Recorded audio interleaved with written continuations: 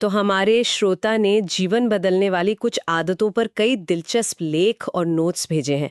आज हम इनमें से जो अहम बातें हैं उन्हें समझने की कोशिश करेंगे। हाँ बिल्कुल। ऐसा लग रहा है कि इन सोर्सेज में एक अहम मुद्दा सुबह के दिनचर्या मतलब मॉर्निंग रूटीन सेट करने पर है ना? हाँ, और मजे की बात यह कि एक लेख सुबह जल्दी उठने को सिर्फ शांति से नहीं जोड़ता, अच्छा।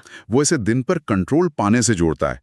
मतलब सुझाव यह है कि सुबह का पहला घंटा बिना किसी डिस्टर्बेंस के दिन का सबसे जरूरी काम करने के लिए बेस्ट होता है। हाँ, ये बात तो है। इसी तरह आभार या ग्रेटिट्यूड पर जो नोट्स हैं वो इसे सिर्फ अच्छा महसूस करने तक नहीं रखते, वो इसे मुश्किल वक्त में रेजिलियंस बनाने का एक तरीका मानते हैं। ये वाकई एक अलग नजरिया है।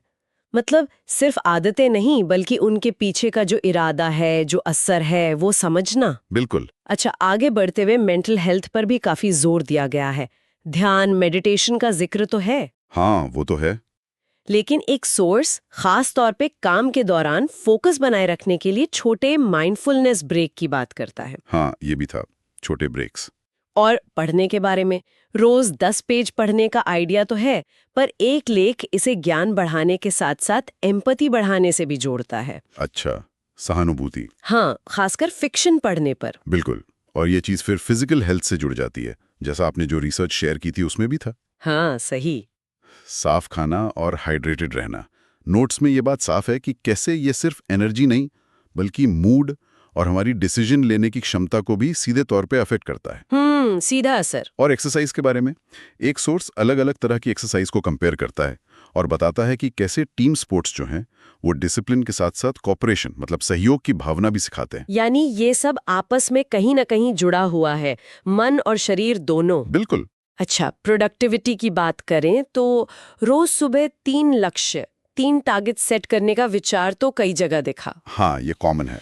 लेकिन आपके नोट्स में प्रोग्रेस को ट्रैक करने का एक खास विजुअल मेथड का जिक्र था, वो काफी इंटरेस्टिंग लगा। हाँ, वो विजुअल ट्रैकिंग वो लक्ष्य को थोड़ा और कॉन्क्रीट मतलब ठोस बना देता है। सही। और नेगेटिविटी से बचने पर एक लेख इसे सिर्फ मूड ठीक रखने के लिए नहीं कहता। नहीं, उससे कहीं ज्यादा। हाँ, वो कहता है कि ये हमारी लिमिटेड कॉग्निटिव रिसोर्सेज मतलब सोचने समझने की जो दिमागी क्षमता है उससे बचाने के लिए जरूरी है। हाँ बिल्कुल, ये एक तरह से मेंटल एनर्जी का कंजर्वेशन है, उसे बचाना। सही। और आखिर में फ्यूचर प्लानिंग और कैरेक्टर बिल्डिंग पर भी ध्यान दिया गया है। बचत और निवेश पर जो एक लेख था उसमें से सिर्फ फाइनेंशियल सिक्योरिटी नहीं कहा गया। अच्छा, और क्या? बल्कि इसे विकल्पों की स्वतंत्रता मतलब फ्रीडम ऑफ चॉइस हासिल करने का एक जरिया बताया गया है। वाह, ये अच्छी सोच है, विकल्पों की स्वतंत्रता। और दयालुता, काइंडनेस पर एक सोच इसे सिर्फ एक नैतिक गुण नहीं मानता बल्कि लंबे समय में भरोसा और जिसे सोशल कैपिटल कहते हैं वो बनाने का एक प्रैक्टिकल तरीका मानता है। तो कुल मिलाकर इन सभी सोर्सेस से ये तो साफ है कि ये आदतें अकेले काम नहीं करती। नहीं, बिल्कुल नहीं।